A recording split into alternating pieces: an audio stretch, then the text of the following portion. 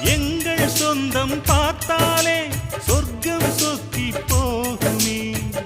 எங்கள் வீட்டில் பூத்தாலே பூவின் நாயுள் கூடுமே.